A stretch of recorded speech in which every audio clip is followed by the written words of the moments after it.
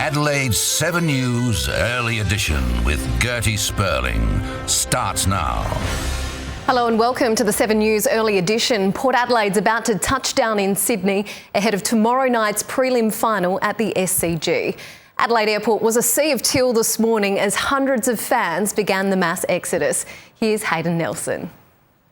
Well, the cavalry is on its way. Port fans making their way to the SCG in their droves in planes, buses and cars. One of the first Jetstar flights of the day was a full flight, a handful of Port fans managing to secure a last-minute ticket. Some even picked up a cheaper airfare before the Hawks match. Perhaps they had a hunch, despite all the naysayers, that Port would be heading to Sydney for the preliminary final. Very much so. I can't wait. I mean, we booked our tickets a little bit early before the Hawthorn game, taking a punt, but we got there, and I'm glad it paid off. If they bring the heat, they'll play very well against Sydney. They match up very well. Desperate Port fans not only had to endure finding a ticket to the match, others will endure a lengthy car or bus ride. Mum and daughter Lee and Alice kicked off the Port pandemonium early, the bus journey from Adelaide to Melbourne, then on to Sydney. We've got our snackies ready to go and make sure we're getting off at all the stops, plenty of stretches and fresh air along the way. We go to football together anyway, to the Melbourne games and that, so yeah, we go everywhere together. We're good friends. Yeah. Should probably have ear things in. Port players and the coaching team weren't far behind, mingling with fans as they awaited their flight. There'll be a captain's run this afternoon. Fans leaving under the cover of darkness may have noticed Adelaide landmarks lit up overnight, but sadly the colours weren't quite on the money. The city's still very proud of its finals team with just one sleep to go. And no doubt it'll be a loud troop over. Port fans in full voice on the road to Sydney. A man has been arrested and charged with attempted murder after a brutal stabbing at Crystal Brook in the mid-north. As Peter Caldecott reports, residents claim the accused went on a wild rampage before the attack. Residents here on Giles Street watched as the alleged stabbing happened just before 8 o'clock last night. There's a trail of blood all over the road and on the victim's front gate. Emergency services raced to the scene to find a 47-year-old man had suffered multiple knife wounds to his torso. It's kind of shocking. I mean, you don't expect that in a small town, do you? I mean, not a town like this. After paramedics stabilised him, the victim was initially taken to the local hospital before being driven to Adelaide suffering critical injuries. About an hour later, a 53-year-old local man was arrested by police and has since been charged with attempted murder. Residents say the accused went on a crazy rampage, allegedly throwing bricks on neighbours' roofs. They claim he then allegedly torched a Holden Astra parked in a driveway around the corner. Single dad David Wallace grabbed hoses to try and save his only car. Unbelievable. There's no reason for anyone to light my car on fire. I don't have any enemies or anything. The suspect is expected to appear before the Port Pirie Magistrates Court later today. From today, anyone caught using their mobile phone behind the wheel will cop a $658 fine. The 3-month grace period ended at midnight, but it was an eye-opener with Adelaide's 5 cameras capturing a staggering 750 offences each day. 4 drivers received more than 30 warning letters over the 3-month period. At least 14 people were dead and scores injured in a second wave of bombings targeting Hezbollah militants in Lebanon. Yesterday, pages suddenly exploded. Today, walkie-talkies detonated, some at funerals for those killed in the first attack. Here's Joel Dry. Well, today's wave of deadly attacks in Lebanon were using walkie-talkies, handheld radio devices that obviously had not been discarded after yesterday's attack and began to explode in the afternoon. The death toll is significant and continues to rise. As well as that, some 400 people have been injured. It, of course, follows yesterday where pages were exploding. Thousands of them detonated remotely using explosives hidden inside, with these Hezbollah militants carrying them none the wiser. Today it was mass gathering events that were targeted. There were funerals taking place for victims from day one when this occurred.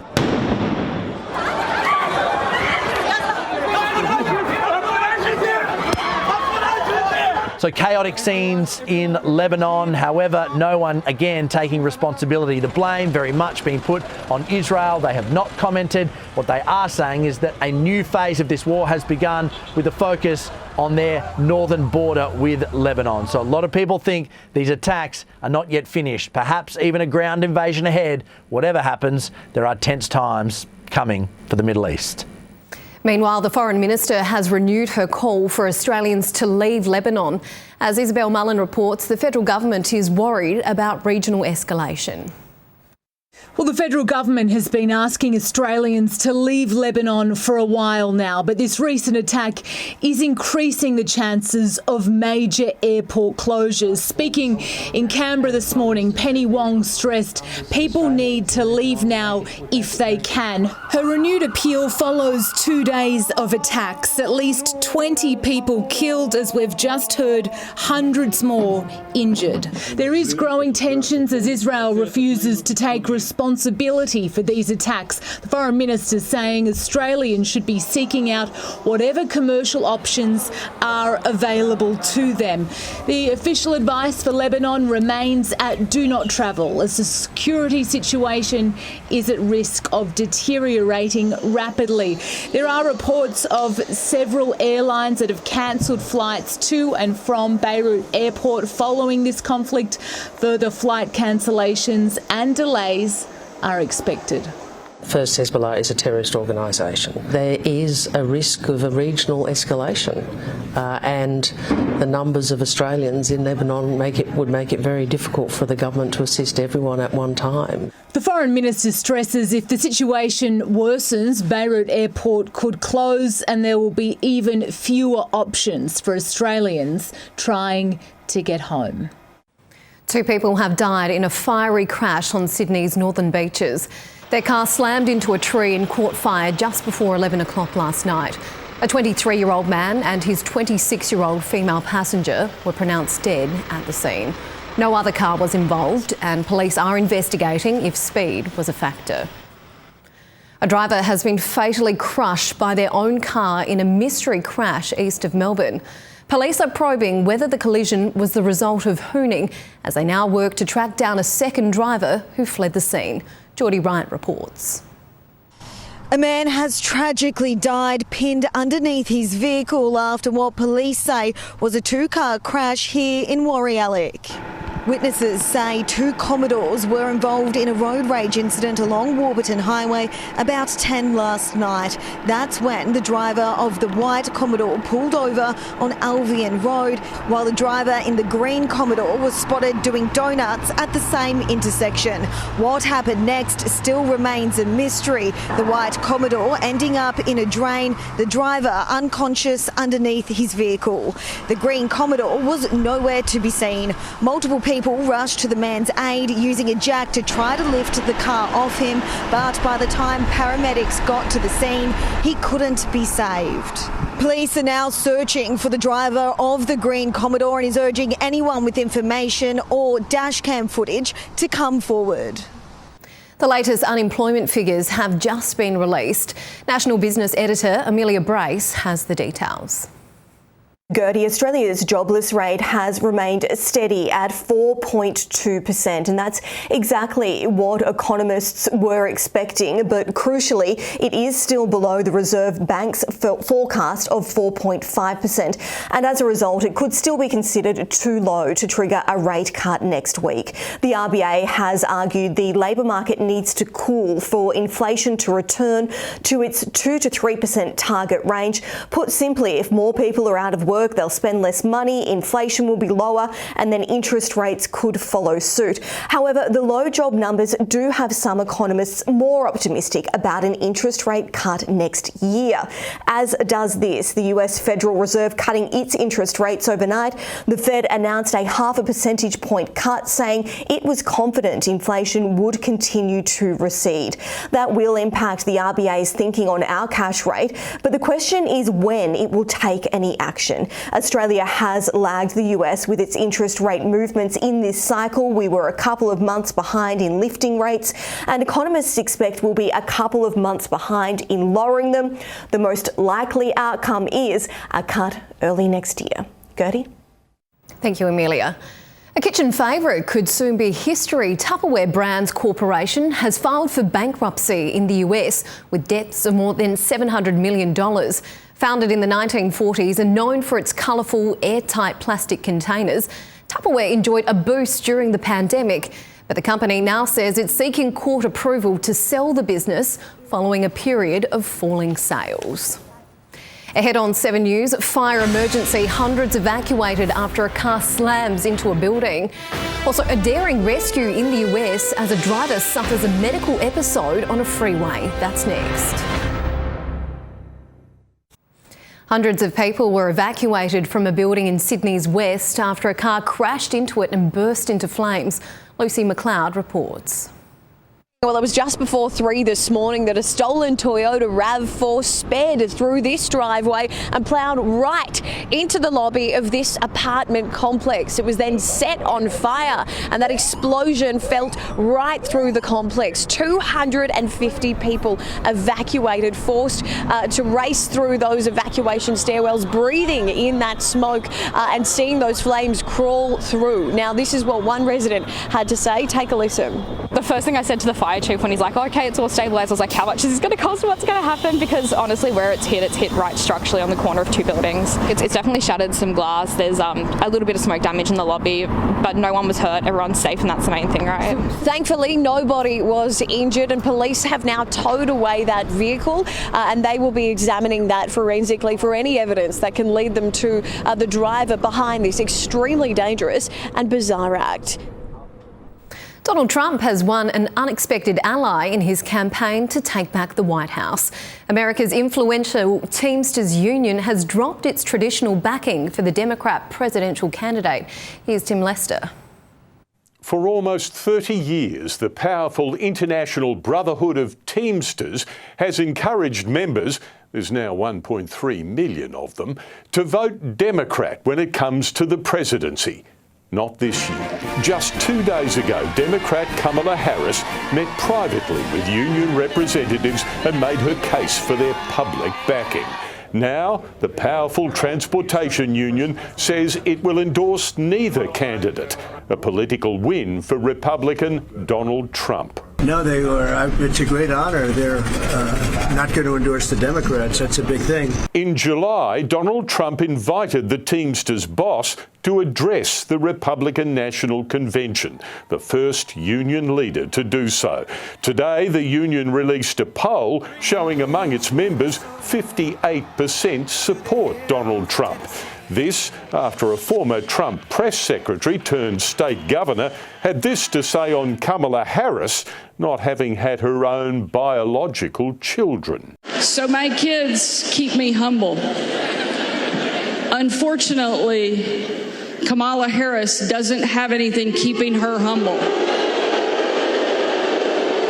And today, the FBI confirmed hackers from Iran sent the former Biden campaign information it had stolen from the Trump campaign. The Bureau says there is no evidence the Biden campaign used any of the information against its rival. A state of emergency has been declared in Portugal, where more than 100 wildfires are burning.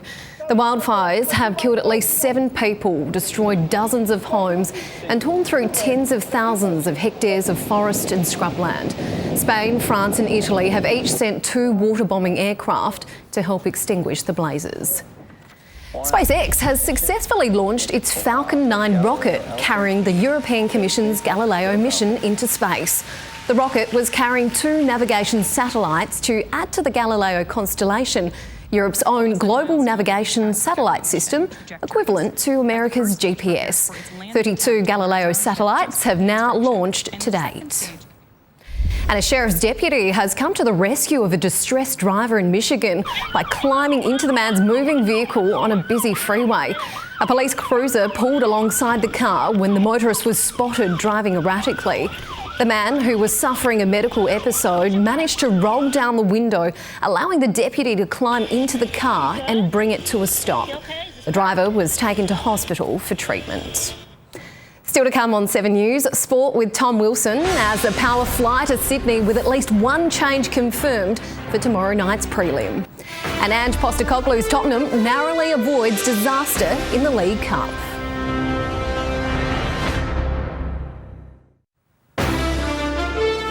Port Adelaide's left for Sydney as it looks to play in its first grand final in 17 years. Tomorrow night's clash will be coach Ken Hinkley's fourth prelim final during his 12-year tenure, and he'll make at least one change, with defender Ryan Burton returning from a calf injury and Todd Marshall ruled out with concussion. The Powers won its last 8 against the Swans, including a 112-point win in round 21. SA Swan Will Hayward says there's no better opportunity to end their losing streak than a prelim final at home. We really didn't play the best footy that we know we can, and they were really good. And one thing I do know is finals is a whole different level, and we're just going to get ready for that. It'll be Swans star Isaac Heaney's 200th game. On Seven's Talking Footy last night, Geelong coach Chris Scott ruled out recalling Tom Hawkins and Cam Guthrie for Saturday's prelim final against the Brisbane Lions. It was a close call, but not close enough that we weren't confident to make the call, by now. That certainly doesn't preclude them from being available next week. So that's exciting for us if we're good enough. Retiring triple premiership star Hawkins has been sidelined with a foot injury. Guthrie has an Achilles problem. Well, Josh Hazlewood, Mitchell Starc and Glenn Maxwell are all in serious doubt for Australia's one-day series opener against England in Nottingham tonight. All three have been laid low by a virus that swept through the camp. Adam Zampa is a certain starter for his 100th one-day international. He's certainly tracking towards being one of our greatest ever ODI players. So, as you said, I'm on record saying that I feel very lucky to have him in this team. The Aussie women begin their T20 series against New Zealand in Mackay tonight. It's live on 7 Mate. Well, Ange Postecoglou's Tottenham narrowly avoided a disastrous defeat in the League Cup. Spurs trailed second-tier side Coventry late in the third-round clash before 2 late goals got them out of jail. Brennan Johnson's match winner came in stoppage time. I don't fall into the lucky, unlucky, because if we were lucky today, it probably means we've been unlucky in the other games, and you know what, who cares, doesn't matter. It's a game of football and we found a way to win tonight. Tottenham's won just one of its first 4 games in the Premier League. And 90th minute gifted PSG a 1-0 win over Girona. More pressure now as Nuno Mendes squeezes in past Gataniga, who can't quite believe that he's let that one sneak past him. Last year's finalists Borussia Dortmund thrashed Club Bruges 3-0. That's our sport, Gertie, but huge build-up towards 6 tonight. Obviously, all the team news will be live from the SCG. One change confirmed. What an opportunity it is for Port, especially after last week. I'm nervous. Do you think they've got enough left in the tank after last week? It was such an energy-sapping performance, but the way they play, if they do that again, that's really going to match up well against the Swans. All right, fingers crossed. Thanks, Tom. Yeah. Still to come on 7 News, it's time to get your brolly out. I'll have our latest weather details next.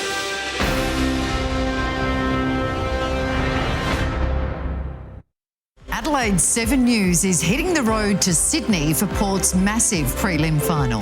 And we'll be first with all the team news, 7 News at 6. Millions of Australians have looked to the night sky to take in a lunar showstopper.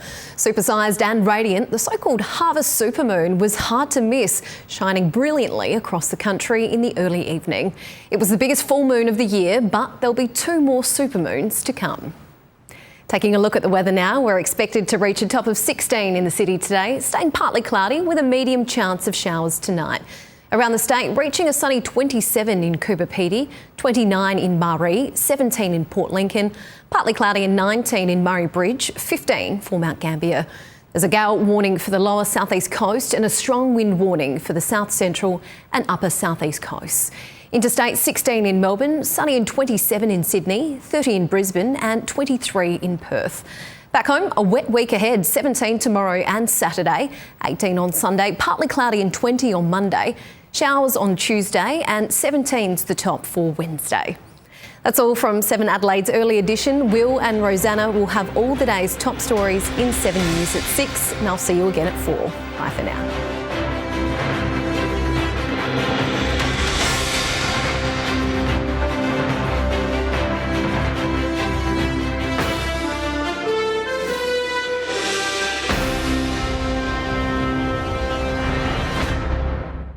7 News app will give you the news you want every minute of every day, including breaking news alerts. Download the 7 News app now.